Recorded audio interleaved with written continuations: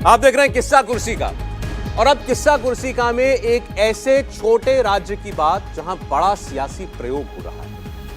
आरोप है, कुछ एक्सपर्ट्स भी ये मानते हैं कि वहां डेमोग्राफी बदली जा रही है। एक समुदाय की आबादी बहुत तेजी के साथ बढ़ रही है। सरकार भी इस पर बयान देती है। उत्तर काशी में आपको हिंदू समुदाय के लोग और हिंदू संगठनों से जुड़े हुए लोग इस वक्त सड़क पर उतरे हुए नजर आ रहे हैं। नारेबाजी हो रही है और इस सब के पीछे है एक घटना। पहले देखिए कैसे चल रहा है वहां लोगों का प्रदर्शन।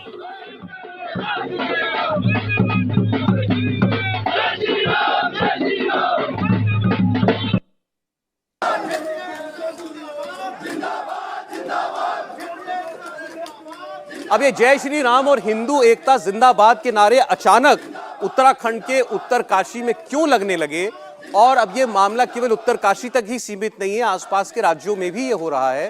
पूरे उत्तराखंड के अंदर एक मांग उठने लगी है कि यहां आबादी के संतुलन को बनाए रखने के लिए सरकार कुछ करे। और ये आपको हम बता दें कि ये वो उत्तराखंड है जिसे इस वक्त बीजेपी के हिंदुत्व की ताजा नई लेबोरेटरी माना जा रहा है।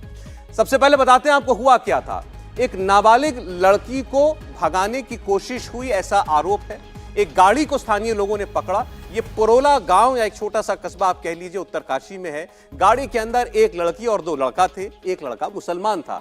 आरोप लगाया गया कि ये लव जिहाद का मामला है और मुस्लिम लड़का हिंदू लड़की को भगाने की कोशिश कर रहा था। लड़के को पुलिस के हवाले कर दिया गया। पुलिस अपनी कार्रवाई कर रही है और इसके बाद उत्तरकाशी का पुरोला जल उठा। लोग सड़कों पर उतर आए। लोगों ने कहा कि हिंदुओं का जो एक्शन वहां पर हुआ, लोगों ने कहा कि यहां जो मुस्लिम लोग दुकानों में, बाजारों में दुकानें लगाए हुए हैं, वो दुकानें खाली करें। दुकानों पर पोस्टर लग गए। कई मुसलमानों की दुकानों के ऊपर क्रॉस का निशान बना दिया गया और उन्हें दुकानें खाली करने का अल्टीमेटम दे दिया गया। और कई मुसलमानों ने, जो कई मुसलमान थे, उन्होंने अपनी अपनी दुकानें खाली भी कर दी। कई पुरोला छोड़कर दूसरे शहरों को चले गए। उनका पलायन भी हो गया। इसमें भी सच्चाई है। लेकिन स्थानीय लोग कहते हैं कि मुद्दा केवल लव जिहाद का नहीं है। वहां पर बढ़ती मुस्लिम आबादी का है, जिनका जो लोग वहां पहले से रह रहे हैं वो इशू नहीं है। लोग कहते हैं बाहर से लोग आकर उत्तराखंड में बस रहे हैं। मुसलमानों की आबादी बढ़ रही है। जगह जगह मज़ारें बनाई जा रही हैं। जगह जगह नई मस्जिदें बन रही हैं और इसीलिए अब लोग सड़कों पर हैं। लेकिन इस घटना का स्वरूप इतना बड़ा बनाया असदुद्दीन ओवैसी ने। वो अमेरिका में है। वहां पर जाकर उन्होंने क्या कहा उत्तरकाशी को लेकर, जरा देखिए। 1930 के जर्मनी में भी ऐसे ही हेट स्पीचेस शुरू हुए थे जूइश कम्युनिटी के खिलाफ। तो ये हम 1930 में जो जर्मनी में हुआ, वो हम बदबख्ती हमारी ये है कि हम 2023 में हमारे उस वतन अजीज में देख रहे हैं। उत्तरकाशी उत्तराखंड में पुरोला मुकाम है। वहां पर मुसलमान घरों पर एक एक्स मार्क लगा दिया गया है और लगाकर उनसे पोस्टर चिपका दिए गए कि जून 15 तक आप लोग इस इलाके को छोड़ के चले जाएंगे। अच्छा, उसमें छोड़ के चले जाने वालों में सबसे पहले कौन भाग गया? उसमें बीजेपी के मुस्लिम माइनॉरिटी का लीडर जो 25 साल से रहता था, उन्हें घर को लॉक डाल के भाग गया और ओपनली वीडियोस जारी होते हैं कि आपका जेनोसाइड होगा, आपका कत्लेआम होगा। सुप्रीम कोर्ट ने कहा कि सो मोटो एक्शन लो हेट स्पीच के ऊपर, मगर क्योंकि सुप्रीम कोर्ट को छुट्टियां हैं, ये लोग अपनी जबान को खुला रख दिए हैं। इतना ही नहीं, जमीयत उलमाए हिंद के अध्यक्ष मौलाना मदनी ने सीधे गृह मंत्री को और राज्य के मुख्यमंत्री को चिट्ठी लिखी कि मुसलमानों को सुरक्षा प्रदान की जाए, उनके पलायन को रोका जाए। मुख्यमंत्री भी उत्तरकाशी के दौरे पर थे, पुष्कर सिंह धामी। उनके सामने भी यह मुद्दा उठा। उन्होंने कहा हम इसका जायजा ले रहे हैं, कार्रवाई करेंगे। उनकी बात आप सुनिए।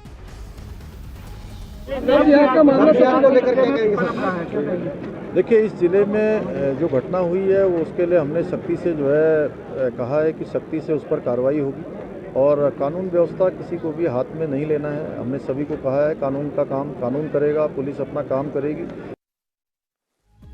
तो मुख्यमंत्री, इसके अलावा मुख्यमंत्री ने यह भी कहा कि हम अपने राज्य के अंदर लैंड जिहाद और लव जिहाद इन दोनों को बढ़ावा नहीं देने देंगे किसी को भी। मुख्यमंत्री की लाइन क्या है वो बिल्कुल स्पष्ट है। जल्दी से आपको हम बताते हैं इसके पीछे जो बड़ा मुद्दा बनाया जा रहा है वो है लव जिहाद नहीं, बल्कि ज्यादा बवाल उत्तराखंड की बदलती डेमोग्राफी को लेकर। उत्तराखंड को देवभूमि कहते हैं।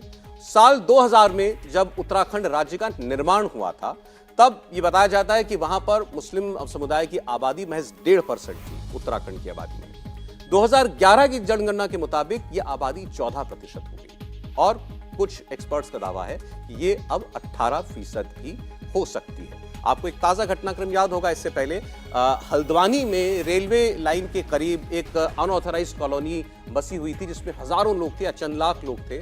मामला सुप्रीम कोर्ट तक गया था। वहां भी ज्यादातर मुस्लिम आबादी थी और कहा गया था कि ये सब अतिक्रमण है। अब ऐसे ही आरोप राज्य में जगह जगह लगाए जा रहे हैं। लव जिहाद से मामला शुरू हुआ था। वो मामला पुलिस अभी तक तय नहीं कर पाई है कि क्या था। कुछ लोग कहते हैं कि लव जिहाद का मामला नहीं था, जो लड़की थी और उस गाड़ी के अंदर एक हिंदू लड़का भी बैठा था, वो दोनों एक दूसरे को जानते थे। मुसलमान लड़का उस हिंदू लड़के का दोस्त था। ये ऐसी कहानी वहां से लोग बता रहे हैं। बहरहाल स्थानीय लोगों को लगा कि ये लव जिहाद का मामला है, लेकिन वो लव जिहाद का मामला तब्दील ऐसे कैसे हो गया कि मुसलमान उत्तरकाशी छोड़े?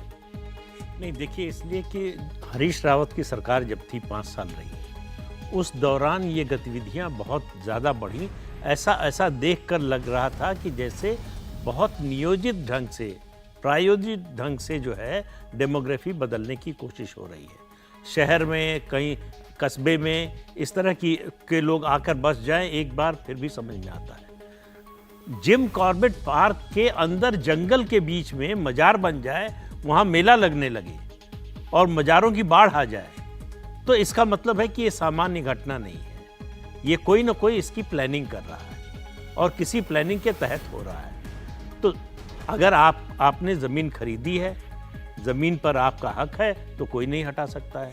लेकिन आप सरकारी ज़मीन पर या किसी निजी व्यक्ति की ज़मीन पर कब्जा करके और उसके बाद विक्टिम कार्ड खेलना शुरू कर दें, तो समस्या वहाँ नहीं। पुरोला में जो हुआ, मुसलमानों की दुकानों पर एक्स मार्क बना देना, मुसलमानों से बाजार खाली करने को कहना, वो तो रिएक्शन है, जाने को कहना, वो रिएक्शन, ये तो ठीक नहीं है ना। बिल्कुल ठीक नहीं है। वो वैसे ही है जैसे कैराना में हुआ, हिंदुओं का पलायन जैसे हुआ, हिंदुओं को छोड़कर जाना पड़ा। तो ये उसी तरह का है। लेकिन जब इस तरह की कोई अचानक इस तरह की गतिविधि शुरू होगी प्लान ढंग से, तो उसका रिएक्शन होगा, उसमें अति होती है। तो वो जो कहते हैं ना कि जो है वो कुछ लोग उसका शिकार बनते हैं। तो ये जो क्रॉस की बनाया जा रहा है, ये हो रहा है, ये अति है। लेकिन ऐसा हो रहा है, ये दिखाई दे रहा है। ये भी एक्शन का रिएक्शन है। रिएक्शन भी है। और मुझे लगता है कि अब जैसे अभी प्रदीप जी ने कहा कि हरीश रावत की सरकार के दौरान ये काफ़ी गतिविधियाँ हुई। हरीश रावत की सरकार तो 2017 में चली गई थी। 2017 के बाद से बीजेपी की सरकार रही, त्रिवेंद्र सिंह रावत और तीरथ सिंह रावत और पुष्कर सिंह धामी, अब वही सरकार चल रही है। तो अब सवाल ये है, अगर इस तरह घटनाएं हुई तो उनको रोकने के लिए मौजूदा सरकार ने क्या किया कि जिम कॉर्बेट के अंदर मजार बन गई, तो मजार बहुत मजारें तोड़ी हैं इस सरकार ने। हाँ, अभियान चला करके मजारें तोड़ी हैं। तो थोड़ी हैं अगर अच्छी।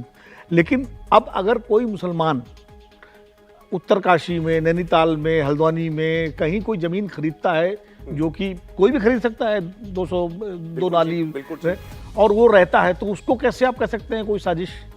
सरकारी जमीन पर कब्जा करना नहीं तो कह रहा। सरकार नहीं। यहाँ तो जो दुकानें खाली कराई जा रही हैं, जो क्रॉस लगाया जा रहा है, वो तो उनकी, इसमें कुछ परिवार थे तो 40 साल से हैं, या वहाँ पर बाकायदा लोग दुकान किराए पे लेके रह रहे हैं। मैंने भी कुछ लोगों से वहां बात की। उनका कहना क्या है? उनका कहना ये है कि ये बताइए, ये कैसे हो सकता है कि पूरे पहाड़ के लोग मैदानों में जा रहे हैं नौकरी करने के लिए। आप आज उत्तराखंड में जाइए और जितना ऊपर आप जाएंगे, लोग कहते हैं कि आपको कोई लड़का, कोई मर्द नजर नहीं आता गांव के अंदर जो जमीनों को देख सके, अपने दुकानों को देख सके अपने।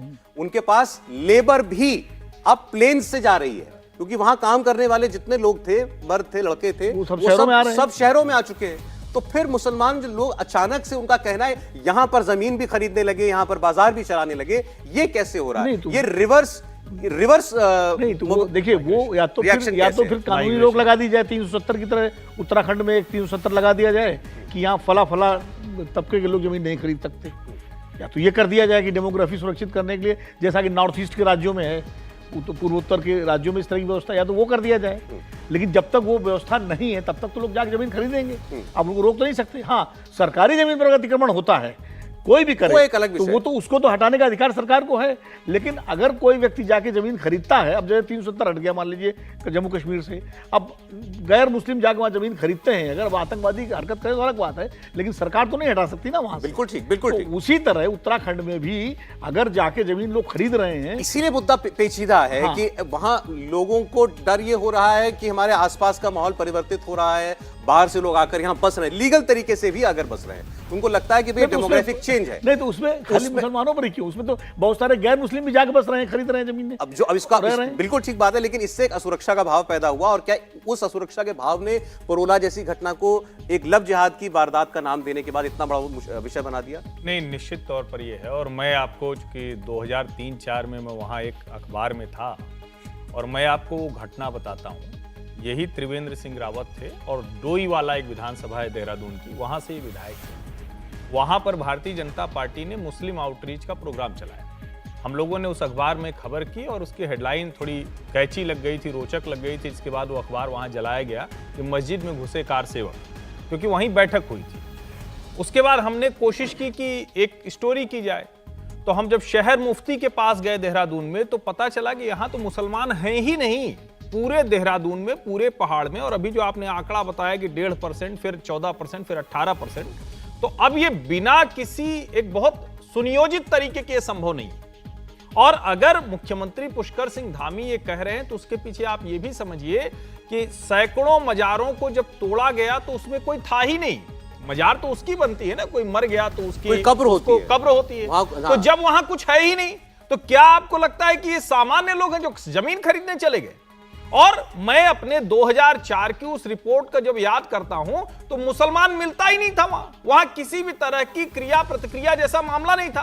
फिर आज हम हल्द्वानी देखने लगते हैं, आज हम सैकड़ों ऐसी मजार देखने लगते हैं, और तब जब उत्तरकाशी होता है तो उसकी प्रतिक्रिया दिखती है। मुझे लगता है कि इस पर बहुत गंभीरता से हर राजनीतिक दल को संवेदनशीलता से बात करने की जरूरत है, और इसमें यह भी देखना होगा कि क्या सुनियोजित तरीके से मुस्लिम वहां जाकर रह रहे हैं। और एक और बात मैं बताऊं, जो अभी जिसका जिक्र किया गया कि माइग्रेशन और रिवर्स माइग्रेशन, वहां घोस्ट विलेज हो गए हैं पहाड़ में, यानी पूरा का पूरा गांव खाली है। अचानक कुछ लोग जाते हैं वहां रहने लगते हैं, एक कोई लौट के जाता है तो कहता है अरे ये तो परिवार यहां कभी दिखा नहीं, ये कहां से आ गया। इसीलिए जो हल्द्वानी में रेलवे कॉलोनी के दोनों तरफ की बस्ती है, उसमें कहा जा रहा है कि जो रह रहे हैं उनसे दिक्कत नहीं है, लेकिन जिनका अता पता ही नहीं, पिछले कुछ समय अचानक हुआ है, उनका आधार कार्ड, राशन कार्ड सब बन गया, और उनको स्थानीय नहीं। तो ये तो विनोद जी कह रहे हैं ना कि इसको आप कैसे निपटेंगे? कानून बनाइए, नॉर्थ ईस्ट की तरह कानून बनाइए। निपटना था, लेकिन राजनीति हो गई। हल्द्वानी में हाईकोर्ट, सर्वोच्च न्यायालय सबने कहा कि वो होना चाहिए, लेकिन उसके बाद फिर जाकर नए सिरे से उसमें और कहा गया कि मानवता का मुद्दा हो गया, और वहां ये देखिए ये अलग विषय। अगर एक जगह 1 लाख लोग बस गए हैं तो आप पक्के मकान उनके नहीं तोड़ सकते हैं। उसको आपने आधार कार्ड दे दिया, राशन कार्ड दे दिया, बिजली का कनेक्शन दे दिया। अगर कानून बनाएंगे तो कानून आप ये नहीं बना सकते कि मुसलमान नहीं खरीद सकते या कोई नहीं खरीद सकते, वहां तो फिर कोई नहीं होगा कानून, तो उसमें सारे ही आएंगे। इसलिए या तो कानून उस तरह जांच का विषय ये है कि जो खरीदा जा रहा है, जमीन खरीदी जा रही है, उसका फंड का सोर्स क्या है।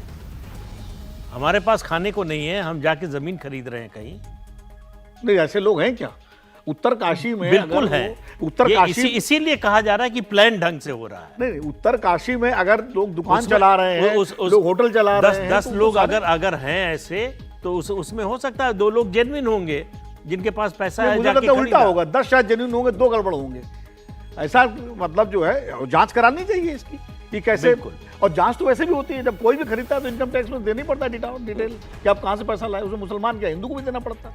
आप कोई प्रॉपर्टी खरीदेंगे तो डिटेल। आपको लगता है यूसीसी हो रहा है, सब कुछ हो रहा है, ये किसी तरह इस सब को कंट्रोल करने के लिए लाया जा रहा है? बिल्कुल। एनआरसी क्या उत्तराखंड में एनआरसी जैसी चर्चा है अभी? नहीं, पूरे देश में लागू, पूरे देश की बात अलग है। हाँ, केवल उत्तराखंड की बात नहीं कर रहे, पूरे देश में ही लागू होनी चाहिए। एक रजिस्टर तो होना ही चाहिए सिटीजन्स का, पता तो चले कौन है। अब वो जो बस रहे हैं वो रोहिंग्या है, वो बांग्लादेशी घुसपैठिया है, या भारत के मुसलमान हैं, ये कैसे पता चलेगा? दिक्कत तो मुसलमानों से आपको लगता है ये सरकार 2020 में जो हुआ उसके बाद 19 में जो हुआ आप उसके बिल्कुल बाद ठीक कह रहे हैं, दोबारा मुसलमानों से एनआरसी की दिक्कत बात है, कर सकती है? क्योंकि मुसलमानों के नाम पर ही ये देश नहीं, तो बटा। फिर ये रोहिंग्या और उसको लेकर के आप कैसे करेंगे भाई? जब अगर मुसलमानों से दिक्कत है तो फिर संविधान संशोधन नहीं, करिए आजकल- कि मुसलमान खरीद नहीं सकते, मुसलमान ये नहीं कर सकते। जब तक मौजूदा संविधान लागू है तब तक तो आप डिस्क्रिमिनेट नहीं कर सकते ना। ठीक, चलिए चलिए ठीक है, ये मामला बहुत पेचीदा है। इसमें एक बात ये जरूर हमारे जरिए जानी चाहिए, किसी भी वहां पर रह रहे जो नागरिक है, जो वहां बरसों से रह रहा है, या अगर अब हाल में भी आया है लेकिन वैध तरीके से रह रहा है, किसी का जबरदस्ती दुकान मकान खाली कराना, इस किस्म की जबरदस्ती बर्दाश्त नहीं कर जानी चाहिए। इस पर भी सरकार को काम करना चाहिए, सख्ती करनी चाहिए। अब एक ऐसा मामला जो आज उठा ट्विटर को लेकर, ट्विटर ने ऐसी सियासत को जन्म दिया है कि कांग्रेस पार्टी ने सीधा आरोप लगाया, देश के प्रधानमंत्री इतने डरते क्यों हैं। मैंने बड़े सम्मान से ये सेंटेंस कहा है, जैसे ये कांग्रेस पार्टी की तरफ से कहा गया। मुझे लगता है कि वो खुद सुन ले टीवी पर तो बेहतर होगा मेरे मुंह के बजाय। ये जैक डॉर्सी जो एक वक्त ट्विटर के सीईओ हुआ करते थे, ये आप देख रहे हैं स्क्रीन पर, इन्होंने एक विदेशी टीवी चैनल को इंटरव्यू दिया। सवाल पूछा गया कि आप पर कभी किसी देश ने दबाव बनाया कि आप कुछ उनके हक में कार्रवाई करें, किसी का अकाउंट सस्पेंड करें या कुछ ऐसी बात करें? तो उन्होंने उदाहरण देते हुए भारत का नाम लिया और कहा कि हां, मुझ पर भारत में ऐसा दबाव था और ये कहा गया आप नहीं करेंगे तो आपका दफ्तर बंद कर दिया जाएगा, आपके लोगों के घरों पर रेड की जाएगी। जरा सुनिए। India, for example, India is a country that had many requests of us around the farmers' protest, around particular journalists that were critical of the government, and it manifested in ways such as we will shut Twitter down in India, which is a very large market for us. We will raid the homes of your employees, which they did.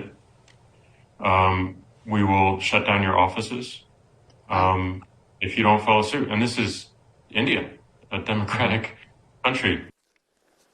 अब इस पूरे मामले में एक बात यह है कि एक तो इस इंटरव्यू में उन्होंने भारत के लिए जितना कहा, जाहिर है कि वही बात यहां पकड़ी गई और उतना ही दिखाया गया। इसके बाद वो तुर्की की बात शायद करना चाह रहे थे, वो हिस्सा आगे नहीं, तो उन्होंने कुछ और देशों का भी नाम लिया। ये पूछा गया कि भारत सरकार इतना डरती क्यों है, भारत के प्रधानमंत्री इतना डरते क्यों हैं। फिर उसके अंदर तमाम मुद्दे जो हैं वो बताए गए। राहुल गांधी का अकाउंट सस्पेंड किया था ट्विटर ने, ये भी याद दिलाया गया है।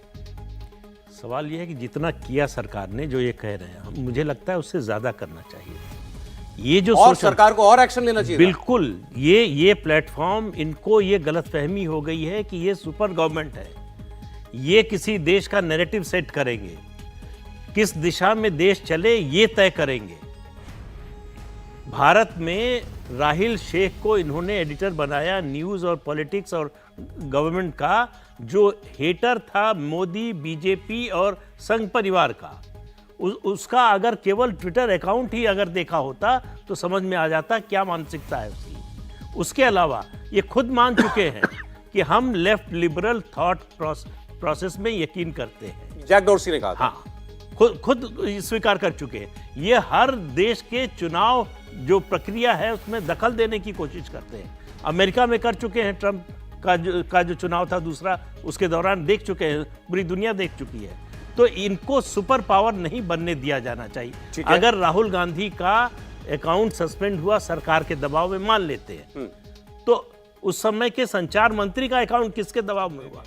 उस समय के उपराष्ट्रपति का अकाउंट किसके दबाव में हुआ? वो भी तो बंद हुए। क्यों बंद हुए? तकनीक तो वो मतलब टेक्निकलिटी बताई गई थी कि 6 महीने से एक्टिव नहीं है। नहीं, सवाल उन्होंने ये कहा था कि उनके बयान में क्या है, फिर वो मुस्कुराते स्मर्क करते हुए कहते हैं कि इंडिया डेमोक्रेसी, जहां डेमोक्रेसी है वहां ये सब हुआ था मेरे साथ, मतलब ट्विटर के साथ। देखिए, मुझे लगता है कि एक तो जैक डोर्सी की जब हम बात कर रहे हैं तो जैक डोर्सी 2-3 वजहों से बड़े चर्चा में रहे। एक तो ये कि उनका पूरा स्टाफ लेफ्ट लीनिंग रहा। भारत में नरेंद्र मोदी के खिलाफ जिस तरह की टिप्पणियां उनकी 2 अधिकारियों ने, एक पुरुष और एक महिला अधिकारियों ने जिस तरह की टिप्पणी की, बाद में तुरंत वो हटाए गए, वो यहां मैं टीवी पर बोल नहीं सकता जिस तरह की शब्दावली का प्रयोग किया गया। जब ट्विटर फाइल्स निकली, जिसको जब हम एलन मस्क के अधिग्रहण के बाद ट्विटर को देखते हैं तो क्या आया था उसमें, भारत के करीब करीब 200 ऐसे खाते उन्होंने चिन्हित करके बताए थे कि ये चूंकि उनकी भाषा में राइट विंग, भारत की भाषा में नेशनलिस्ट, उनके अकाउंट्स को रोका गया, उनकी रीच, उनका सब कुछ वो रोक दिया गया। और जो कह रहे हैं, जिसको खुद कांग्रेस स्पोक्स पर्सन की प्रेस कॉन्फ्रेंस में आप देखिए कि जब कहा गया कि ये टूल किट इस्तेमाल हो रही है तो उसको ट्विटर ने मैनिपुलेटेड मीडिया बताया। तो आप सोचिए कि जिस समय ट्विटर ये सब कर रहा है तो क्या ट्विटर अगर सरकार के दबाव में होता तो ये सब कर पाता? खुद सरकार की जो पार्टी है, यानी केंद्र सरकार की जो पार्टी है, उसको आगे बढ़ना पड़ा, फिर भी कुछ नहीं। और एक वाकया मैं और याद दिलाता हूं, अनुराग ठाकुर संसदीय मामलों की जो आईटी की समिति थी उसके लिए उन्होंने बुलाया था, उसमें वो नहीं गए, शशि थरूर के सामने नहीं गए। ये भारत के कानूनों का उल्लंघन कर रहे थे, इनके खिलाफ कार्रवाई नहीं हुई, ये गलत। देखिए, आज सवाल केवल सर शॉर्ट में टिप्पणी आपकी चाहता हूं, ये सरकार की स्ट्रॉन्ग आर्म टैक्टिक्स का खुलासा कर रहे हैं ट्विटर के पूर्व सीईओ, या भारत को बदनाम करने की साजिश, जैसा भाजपा कह रही है? देखिए, ऐसा है ना कि सोशल मीडिया का इस्तेमाल आज के दौर में हर सरकार, हर राजनीतिक दल अपने हिसाब से करना चाहता है। फेसबुक को लेकर जो कंट्रोवर्सी हुई थी, आपको याद होगा, उसमें सीधे सीधे बीजेपी की लीनिंग की बात सामने आई थी और उसकी सीईओ जिन्होंने इस्तीफा दिया वो बंगाली महिला थी, सारी सामने आई थी। ये जिस तरह की बात कर रहे हैं डोरसी साहब, ये इनके हिसाब से सरकार इनकी आर्म ट्विस्टिंग कर रही थी। मुझे लगता है कि सोशल मीडिया के प्लेटफॉर्म्स का नियमन करने की एक व्यवस्था होनी चाहिए, जिससे कि ना उनको भारत या किसी भी देश में यहाँ के जनमानस को प्रभावित करने का मौका मिले, लेकिन उनकी स्वायत्ता भी बरकरार रहे। किस्सा कुर्सिका में आज बस इतना ही। बहुत सारे विषयों पर हमने बात की। धन्यवाद करना चाहेंगे हमारे एक्सपर्ट्स का, रोज की तरह हमारे साथ मौजूद थे प्रदीप सिंह जी, विनोद अग्निहोत्री जी, हर्षवर्धन त्रिपाठी जी। आपसे कल फिर मुलाकात होगी किस्सा कुर्सिका में। बहुत धन्यवाद आप लोगों का। इंडिया टीवी हर वक्त हर जगह डाउनलोड करने के लिए सर्च करें India TV news Google play store या ऐप स्टोर पर।